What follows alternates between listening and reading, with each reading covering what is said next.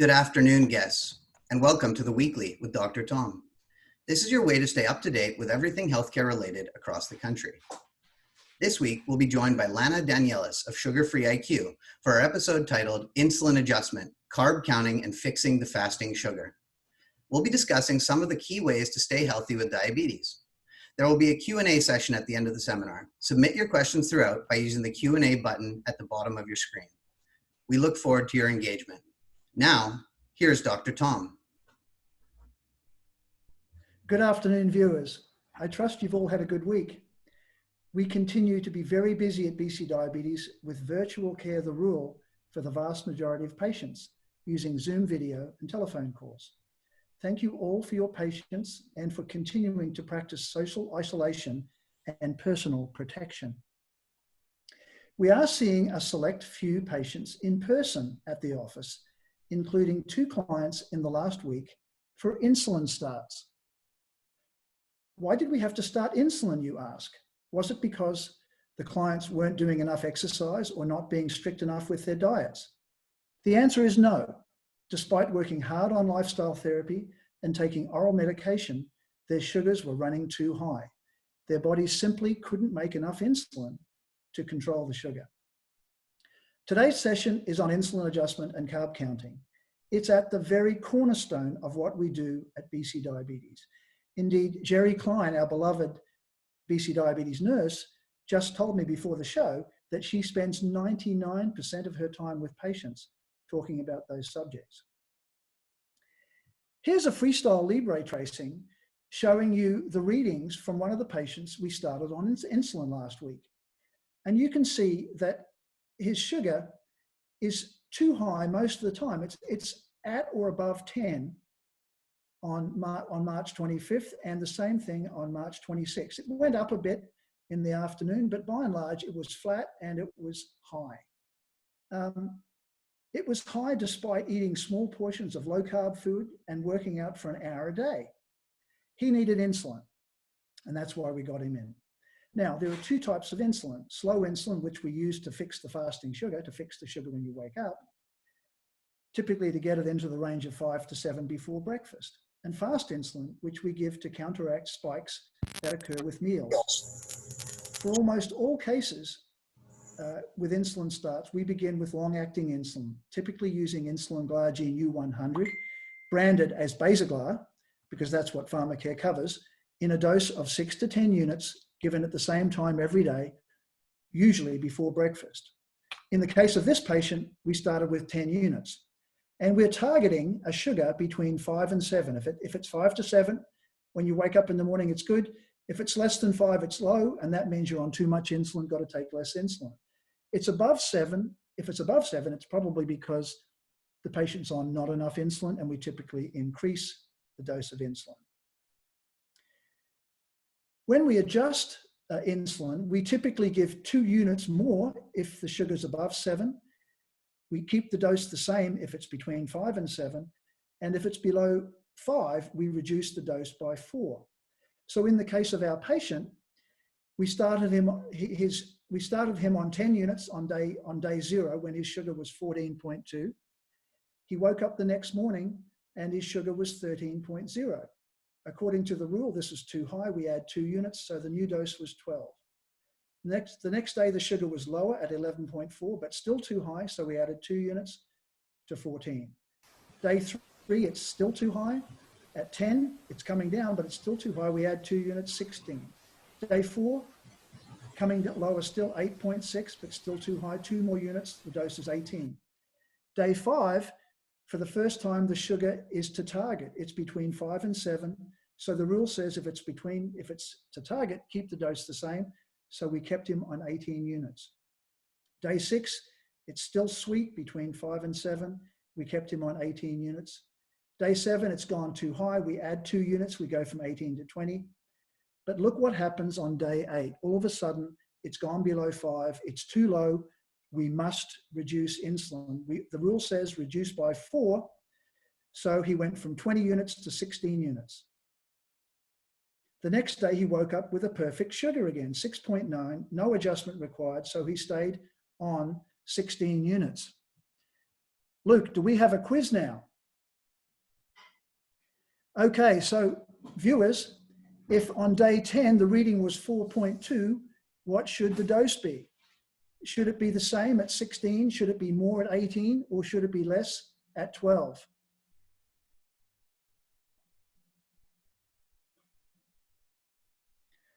Okay, so most of you got the answer correct. That's great. And for those of, so we had to reduce the dose because if it's below 5, we go down by 4. So that's why 12 is the correct answer. If you increased the dose, then we're at risk of causing low sugar, and you really need to watch the rest of this webinar. And for those of you who kept the dose the same, I know 4.2 sounds like a good reading, but when you start off on insulin, 4.2 is too low, so we should have reduced it. Okay, let's move to the next slide, please, Luke.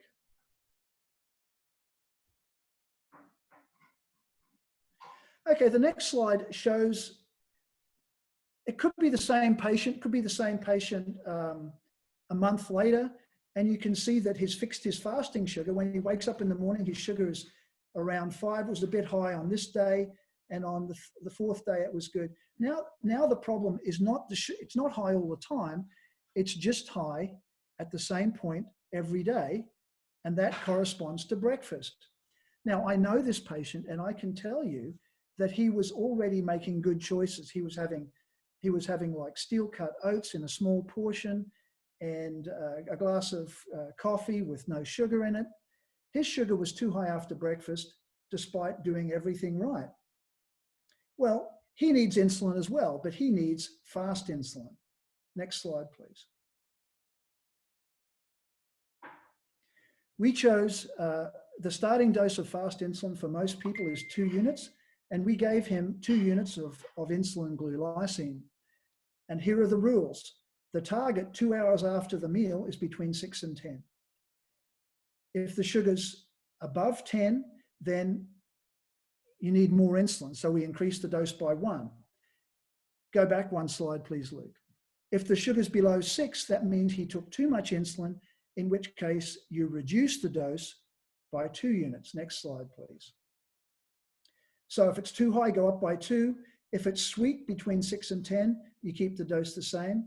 And if it's less than 6, next time you give insulin for that meal, you drop the dose by 1. Next slide. Okay, here's another quiz. So remember, we're trying to fix the sugar 2 hours after the meal. The case that I showed you with the Freestyle Libre was breakfast highs, but in this case, we're looking at dinner highs. So the patient originally had a sugar of 14.2 after dinner, and we said, okay, start on 2 units. So he took 2 units on day 0. The next day after dinner, he was 13. So the number was lower, but he needed to go up. So the next day, instead of taking 2 units, he went up by 1 to 3. Day 2, his sugar after the meal has come down, but still a bit high. Instead of taking 3, he goes up by 1 to 4 units. Day 3, he's almost there, 10.2, but not quite, between 6 and 10. He went up by another 1 from 4 to 5 units. Day 4, after his dinner, his sugar was perfect. That means the next time he has dinner, he doesn't increase the dose, he keeps it the same. So the next day, he took 5 units.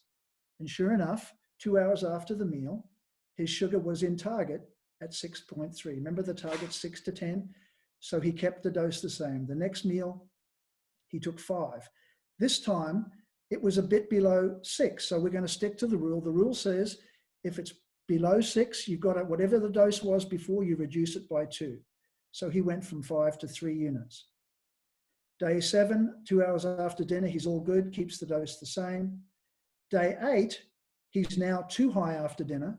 So instead of taking 3 units, he's going to go up by 1 and take 4 units for the next meal. Day 9, his sugar is 6.9. That's perfect, so he stays on 4 units.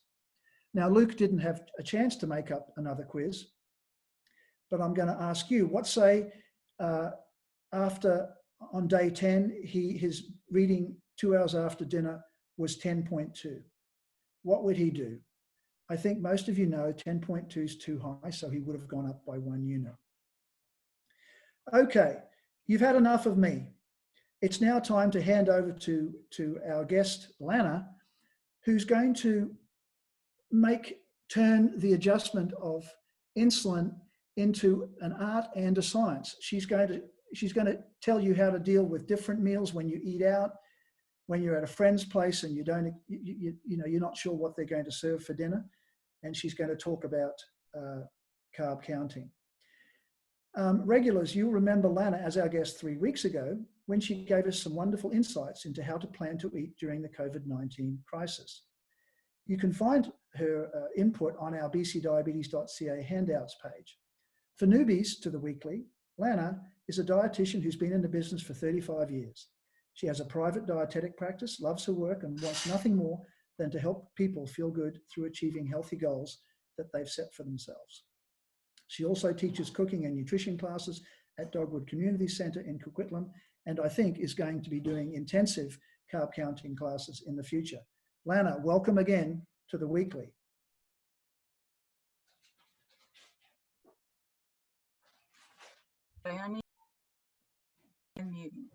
Hi.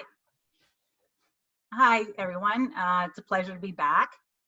Yes, I do enjoy this carb counting because with Dr. Tom, he's a leader, I would say, in his thought process, and anybody who has him as a doctor is very fortunate.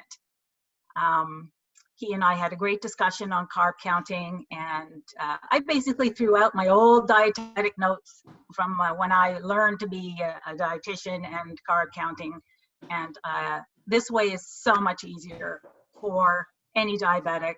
It's so much more lenient.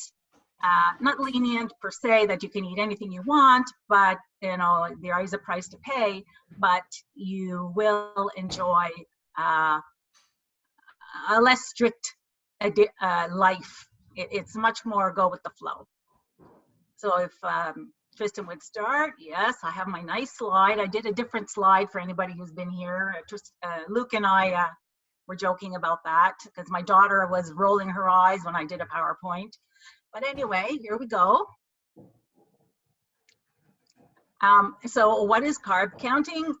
And this is a joint phrase between myself and Dr. Tom. It's focusing on the amount of carbohydrates in your food per meal. That's the important part, as we just finished doing our little quizzes, and snack and counting them. And why do you have to focus on your carbs? I'm sure everybody knows that the carbs are what raises your blood sugar the most. It's not fat, and it's certainly not meat. So knowing how many grams of carbs you've eaten, even a guesstimate, is good, and it lets you know how many units of insulin to take.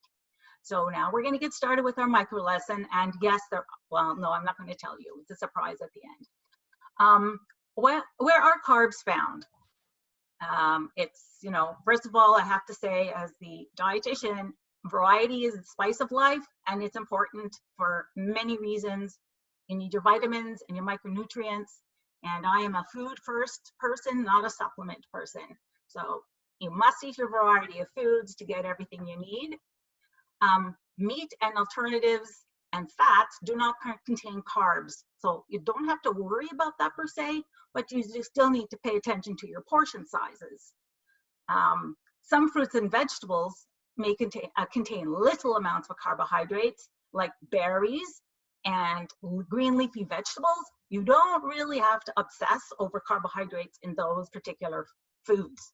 You can eat them. You can have 4 cups of salad if you want. I love salad. That's about the amount I eat. Carbohydrates are found in starchy vegetables, the root vegetables, potatoes, the grains, and super sweet fruits like ripe bananas and mangoes and pineapples. These are all things that would raise your sugar the most. I will not talk about the glycemic index in depth, but I put the website here. It's in diabetes.ca. That's a tool that'll help you figure out, let's not go crazy on this food. Let's stick to this food if I want to. But as I said, with carb counting, you can adjust your insulin level depending on, if you're on vacation down, let's say we get to travel again one day and you feel like, eating all the mangoes you want, you're going to have to adjust your insulin.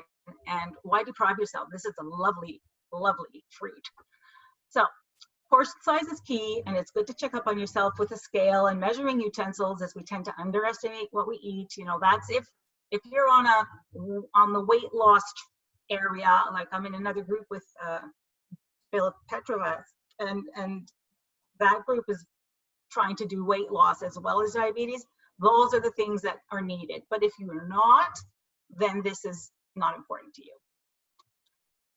So 101 of carb counting is all about estimating the carbs in the meal you're going to have and taking the right amount of insulin to neutralize it, because that's what your insulin is doing. It's taking it out of your system.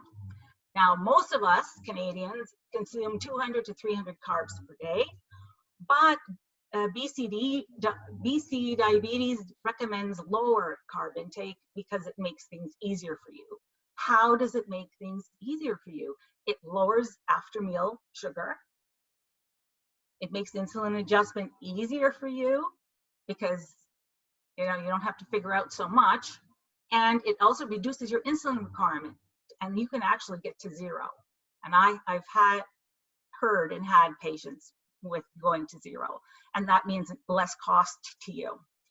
Now, carb to insulin ratio is called, in our terms, carb ratio, and the number of grams neutralized by 1 unit of rapid insulin. So, because I'm only talking about rapid insulin. So today we assume a carb ratio, which is a pretty good ratio, is 15 to 1. That means that you're going to avoid causing the low sugar, going below, let's say 6. So 15 grams is 1 portion. In the olden days, it's like 1 slice of bread. That's my go-to carb, and is neutralized by 1 unit of rapid insulin. But typical carb ratios in type 2 diabetes are between 10 to 1 and 5 carbs to 1. So it's a little bit more intense, and you have to count the carbs that way. And I was surprised because Dr. Tom also told me that there's some that are almost 1 to 1, and I'm there, wow, that's pretty tough. So calculating the number of grams in the carbs in the meal is how you start. You divide the number of grams of carbs by the carb ratio, let's say 15. And so let's say you have 150 carbs in your meal today at lunch, divide that by 15, and you have 10 units of insulin that you're going to need to take. That hopefully that's clear. Or we'll go to 45 grams of carbs. That's 3 units of insulin. So it's 45 divided by 15. 38 grams of carbs. This is a rounded number, not fair, but it's 2.55 units of insulin. And what the rule of thumb is that you need to round down. So it's not going to be, it's closer to 3. No, it's closer to 2. Because if you take 3, you're going to take too much sugar out of your system, and that's not good for you. So to avoid low sugar, you take 2, and it won't hurt you. So calculating your own carb ratio, that's Dr. Tom and I discussed this is definitely another session, not for today, because your heads would, only be able to absorb so much information today. Test meal. I'm sure some of you have done the test meals already, of 30 grams of starch, and we'll assume the carb ratio is 15. So you'll take 2 units. If your sugar is greater than 10 2 hours post-meal, then you definitely need more insulin, as we saw in the tables, in the charts that Dr. Tom presented before. So you're going to repeat the test meal with 30 grams with 3 units, and your carb ratio is going to be 10. That's how you figure out your ratios with the test meal. But that's, as I said, another session. We can do a whole hour of it if you want. So today is quiz time. We were into quizzes when we talked. Best way to figure things out. So we're going to assume that your carb ratio is 15 to 1. And this is what you plan to eat for breakfast. or you just grab for breakfast and now you've got to estimate what you've eaten. Now I'm a picky calculator, so yeah, I counted the kale in the scrambled eggs, and that's 4 grams of carbs and peppers. A slice of whole wheat toast, 15 grams, 2 wedges of cantaloupe, 11 grams, and it came out to 30 carbs. So how many units of rapid insulin do you need? Quiz.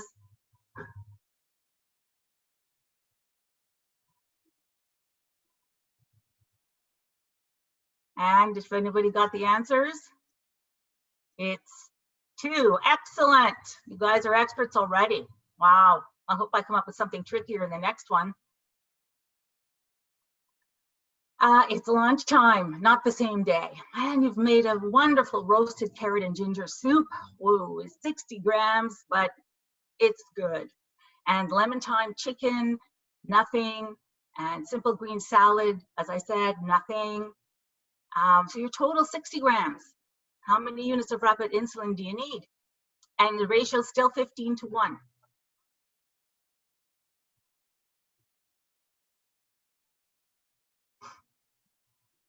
Answers? Excellent. You guys are all on the ball.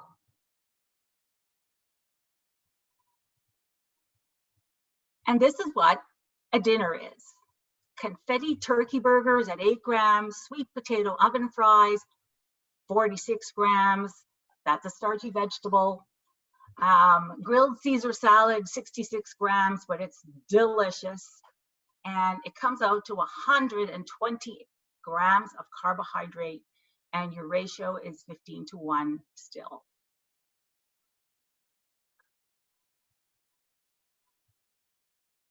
How many grams? A unit, I mean, sorry. Excellent. It's 120 divided by 15. That's how you get your answer. Now, here's let's just have I've just had the day of my life, or you're having a party, somebody's having a party, and all there is pizza, and you just say, what the heck? I'm going to just eat it. And this is what happened. And you had 5 slices of pizza. What can you say? One of those days. A regular can of pop. You ate 285 grams of carbs. And the ratio is 5:1 because your insulin is not as controlled as a 10:1.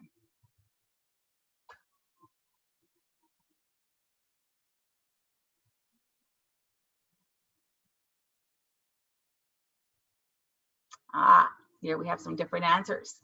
You got to take the 285 and divide by 5.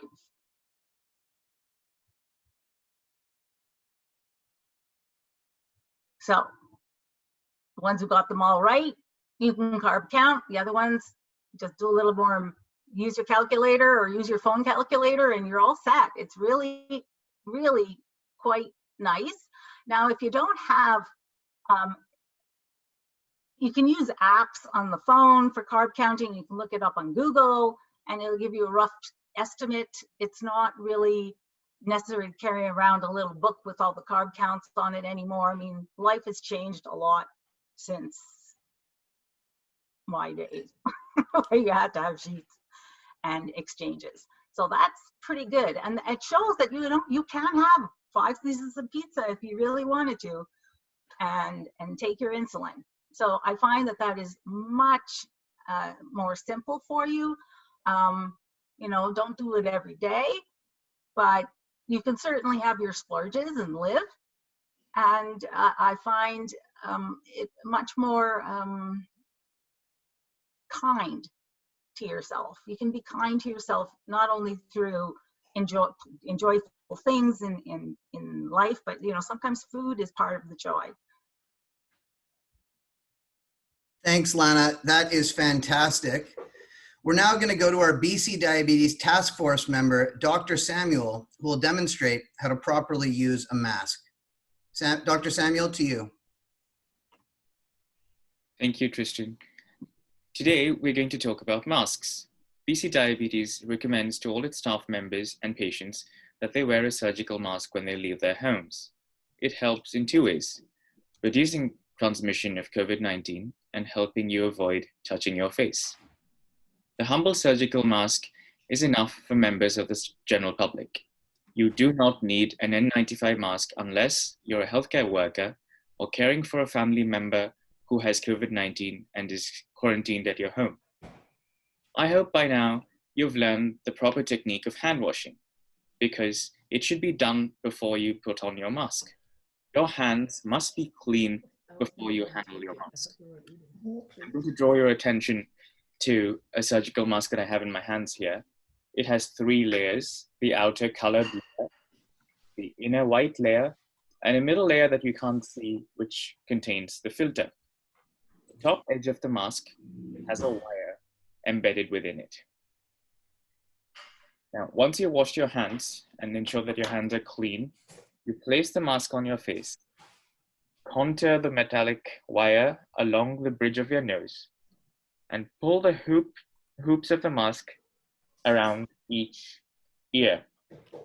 Contour the mask again, adjust the bottom end of the mask, and ensure proper placement. Now, while you have your mask on, you don't want to touch the outside of the mask.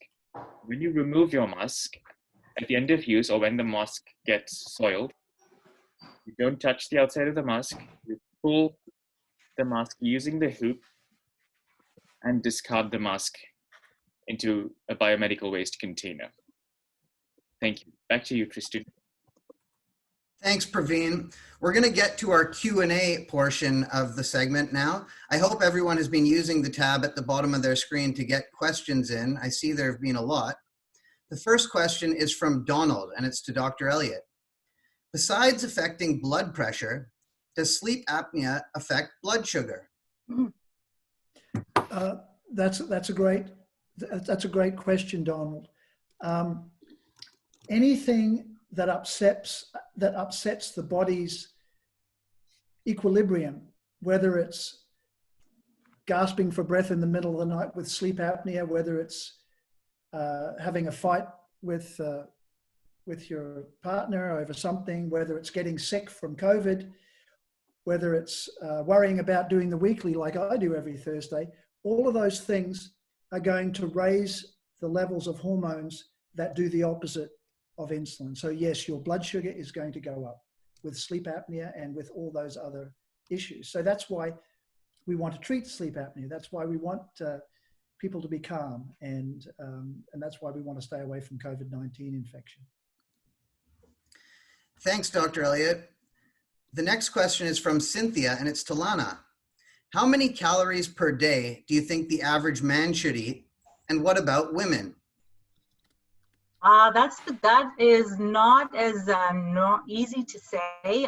Those are individualized counts based on lifestyle. If you're sedentary, if you're active, your age, height.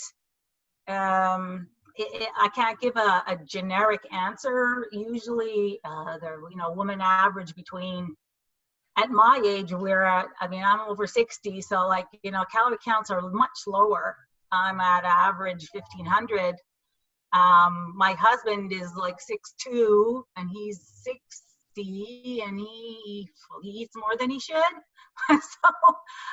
But an average is about 2,000, 2,200. But he's not super active. But he's got a bigger frame, and the more muscle you have, the more you can feed it. And what do you think the ranges are? Like, what would be the lower limit, and what about the upper limit? Well, no one should be eating 1,000 calories, because you're starving your body and your metabolism will definitely slow down. 1,200 is a minimum for a woman. That is actually dieting, unless you're super tiny. And even then, I don't want to commit myself to a target, because muscle builders can eat like 4,000 calories. So, but the lowest limit there is definitely a fact. Thanks, Lana. Dr. Elliott, are you targeting this talk to type 1 diabetics as well, or just type 2? Thanks for that question. This talk is for everybody. Type 1, people with type 1 diabetes, of course, make no insulin of their own. So whatever they eat, they're going to have to take some insulin. Plus, they're going to have to take some long-acting insulin as well. In type 2 diabetes, certainly in the first few years, although people don't make as much insulin as they made before they had diabetes, they still make some insulin. So it's relevant to everybody, both type 1 and type 2. Thanks, Dr. Elliott. Lana, the next question is for you from Barb. The keto way of eating. What are your thoughts on it? Could you expand? Thanks, Barb. That's a good question. I feel like now I'm on a hot seat. It does work for some people. It doesn't work for others. It's like any other lifestyle. It's if you can manage it. I have seen people successfully reduce. First of all, it is a diet that can reduce weight more quickly, but over the long, let's say over the long haul, 2 years, there is no difference between low carb, high fat, and a lower carb and lower calorie diet. That they all produce the same result. But for diabetics, the lower carb works. It doesn't have to be keto. It's just lower carbohydrate. And of course, calorie, if it's a weight thing. Are you asking if it's a weight or if it's just the keto lifestyle? Thanks, Lana. Dr. Elliott, the next question is to you. The dose adjustment algorithm you gave us is only for long-acting insulin. Is that right? Could you expand upon it?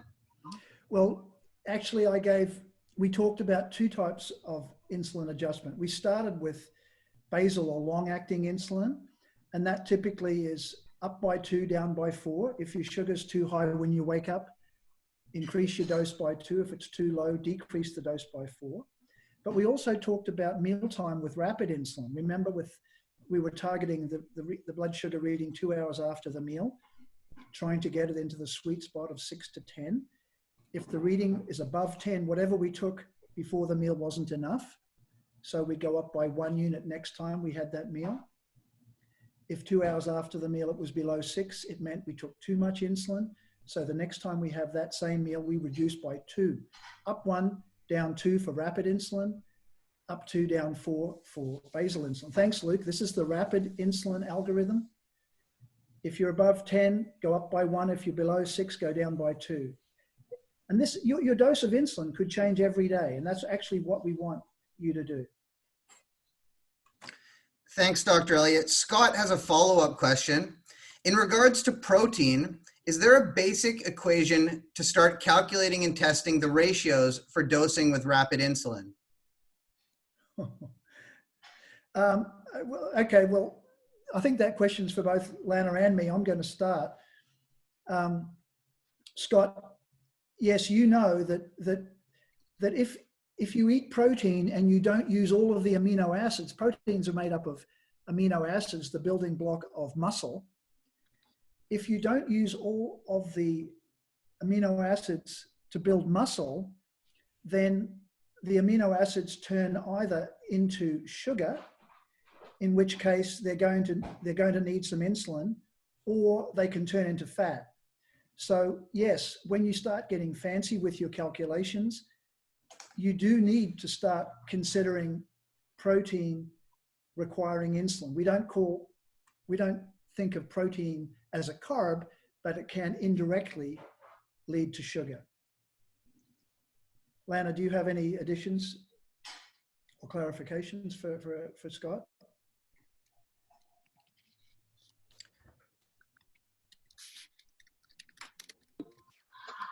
Sorry. I have drilling going on in the house here, so I didn't want everybody to hear that. Protein is something that is you must be on something special at this point, because you need a minimum amount of protein per pound or kilo for a person. And as you age, your protein requirements increase, not decrease. That's been studied now for a long time. And so it's important to get protein, and you shouldn't be worrying about that unless it is something very specific. But you follow your portion sizes, but we don't need a ton of protein either. It's like two to 3 portions, and the portions are 3 to 4 ounces. So we're not supposed to eat that much protein. We eat too much. That's all my 2 cents are in there. The rest should be veggies. Thanks, Lana. The next question is from Miguel, and it's to you. Are there certain types of carbs we should stick to? What do you recommend? Well, I don't know, because in the lesson today, I indicated that you can adjust your insulin to the amount of carbs you're planning to eat. So that's a wrong word for me, bad me. It's your choice as to whether you want to eat a particular carb or not, and you can adjust your insulin accordingly. The fact that you have to pay for your insulin might deter you from wanting to have 5 slices of pizza every day. It's also probably going to make you gain weight. You need more things. But this is why another time would be good for talking about the glycemic index, and the link that I showed you on the show. Maybe Luke can bring up that little slide. I don't know how fast he'd be at that. He's very good. Anyway, the glycemic index is on diabetes.ca, and it shows you, red light, yellow light, green light, and it tells you which vegetables and fruits would be to have sometimes, and the green ones is to eat as you wish. And so that would be, if you wanted to go that way, do that. Like I said, there's nothing, kale, spinach, arugula, bok choy. I mean, I could go through a whole list of green stuff that you can eat, not worry ever about it. And, berries are another thing that you could eat, like 2 cups of strawberries and not even give a blink of an eye. So it's like that kind of stuff is great if you like it. If you don't, thank you so much, Luke. You're so wonderful.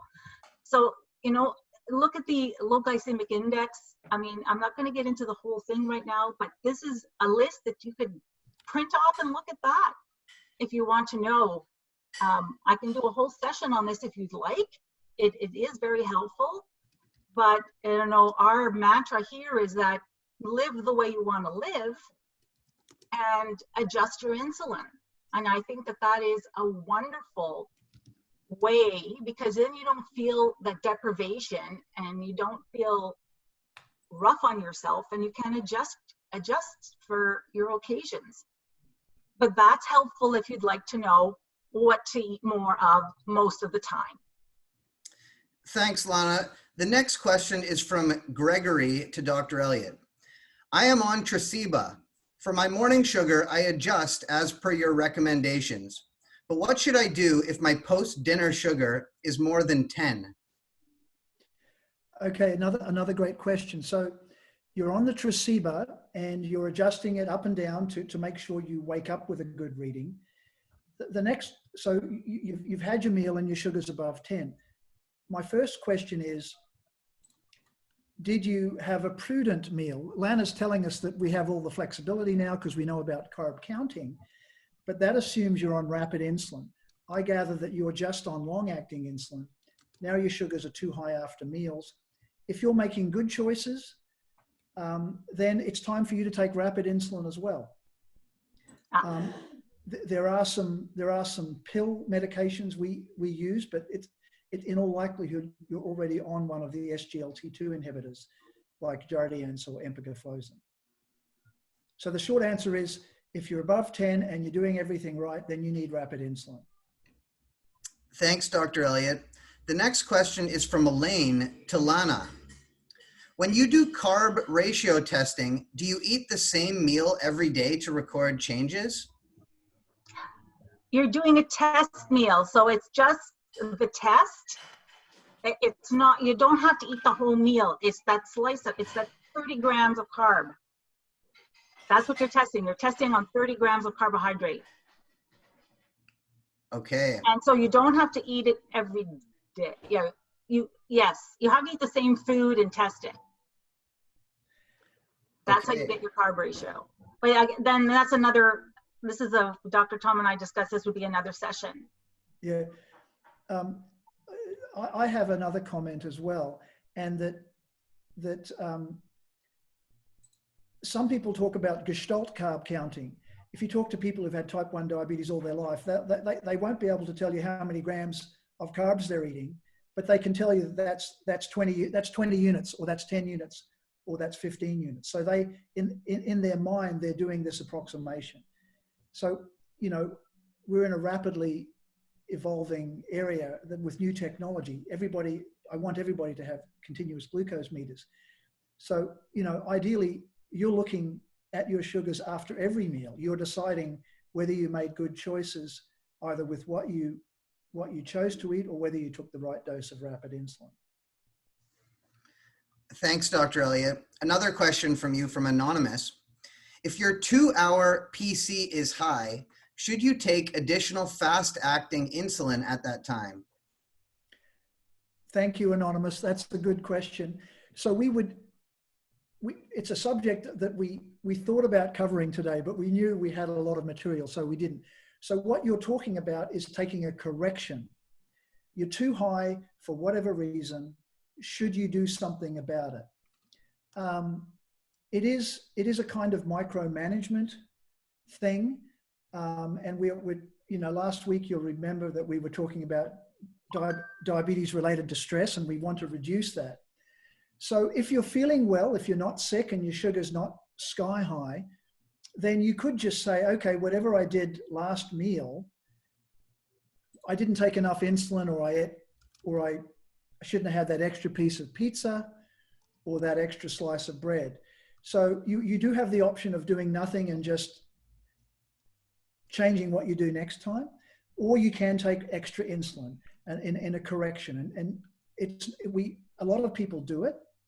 And typically we recommend you take 1 unit of insulin to drop your sugar 4 points. So let's say you want to be less than 10, your sugar's 14, 14 minus 10 is 4, 4 divided by 4 is 1, you take 1 unit of rapid insulin. That's not going to get you in trouble. A lot of people would take 1 unit for every 2 drops. Some people would take 1 unit for 1 drop. But that's a topic for another webinar. Thank you. Thanks, Dr. Elliott. The next question is from Sue. What would you say to someone who wakes up with a low blood sugar every morning? This is for me as well. Well, number one, if they're on insulin, you're on too much. We see this all the time with continuous glucose monitors. The single commonest pattern for people who are conscientious is that they're on too much insulin. So too much long-acting insulin, and often not enough fast insulin. So if you're too low at breakfast and you're on long-acting insulin, cut the dose by at least 20%. So let's say you're on 10 units, well, we're going to drop by 4. So let's say you're on 10 units, you're going to go down by 4. If you're on 20 units, go down by 8. I want you to drop your insulin dose dramatically. Thanks, Dr. Elliott. Lana, the next question is from you. What are your thoughts about eating 3 meals a day versus 4 meals a day versus 5 meals a day? Do you think there's any difference, and what do you recommend?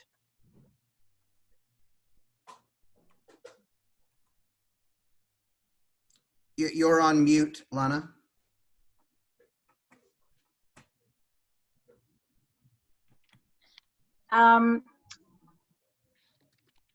I would be more inclined to not recommend. I would say, oh, what happened? I would say I lost my Zoom. I would recommend that you eat how you'd like to eat. You know, a pattern for you. It depends on your blood sugars.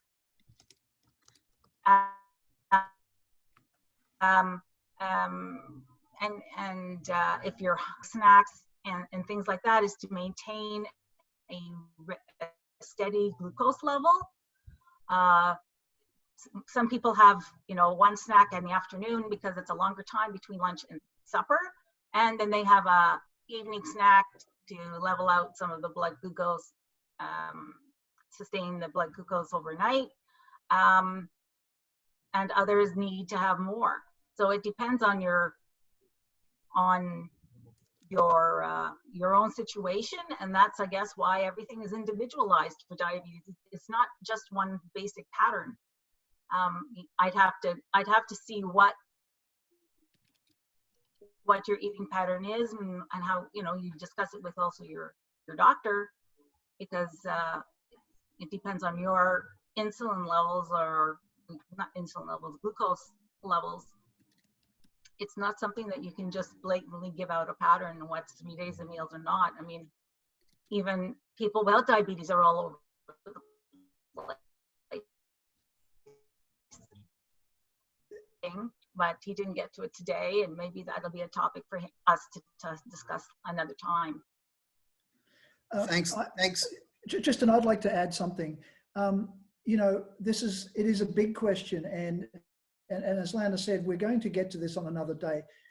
One of the interesting fields that's evolving now is the concept of intermittent fasting. We used to say that grazing was better, like lots of small frequent meals, and now the evidence suggests that we may be actually better off keeping all our meals in a day in the space of 8 hours. Mm. So eat during 8 hours a day, and then fast for 16 hours. It may help our insulin cells recover. It may make us live longer. It's a very interesting field. One of our staff scientist at BC Diabetes, Dr. Arthur Weisinger, is an expert on intermittent fasting, and we'll have him as a guest to discuss this role in further detail. Okay, we have time for one last question. Dr. Elliott, could you please explain the difference between basic insulin and rapid insulin for the audience? Okay, the question was, what's the difference between, we actually call it basal and rapid insulin. Basal insulin is an insulin that trickles into the blood. Typically, it's given once a day, occasionally twice a day, and it doesn't have a spike. It just gradually trickles into the blood. And it stops our muscles and our liver making too much sugar. Our muscles and liver are sugar factories. You know, when we're not eating, where does the sugar come to power our metabolism and to make our organs work? Well, it comes from the liver and the muscles. So you just need a little bit of insulin trickling in all the time. That's basal insulin. Rapid insulin is, it hits in about 10 minutes after taking it. It peaks at about an hour, and it's gone by around 4 hours. And it's for meal times or for corrections. If your sugar's too high, remember we talked about a correction, but basically it's for meal times. So they're two very different insulins, and it's important to know if you're on both of these, then it's our job as a physician and diabetes case managers to make sure you understand the difference. If your sugar's too high after a meal, you need rapid insulin. If your sugar's too high when you wake up, you need basal insulin. Now, but I should add that on bcdiabetes.ca handouts, there are all of these topics are covered. So you can search on basal or rapid, on intermittent fasting, on carb counting, on Lana Danielis. You'll find all of those things. Okay, now at this point, we're going to show our upcoming webinar themes slide, and we're going to go to Tom for his outro. Dr. Elliott. Thank you, Tristan. Lana, it's been wonderful having you on the show, giving you your input as a dietitian. You know, my patients just tend to get me and And my prejudice is it's wonderful having someone with your training and wisdom. And we look forward to having you again. Thank you.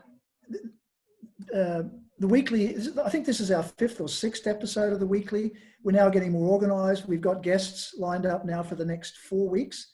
And here they are outlined to you. Next week, we're doing part 2 of technology, and we're going to have 3 BC Diabetes clients, each of whom uses one of the fancy new pumps that that automates the basal insulin. So they're going to be discussing their experience and the particular device they're on.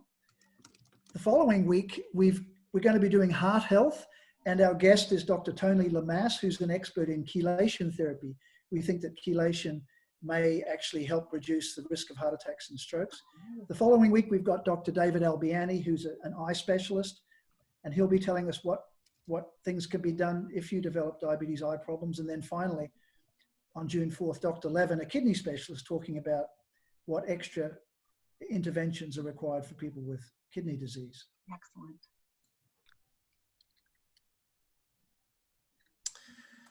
For those of you who don't know, we have a program every Friday called Weight Loss Together. It's a free group for people who are looking to get healthy and lose weight together.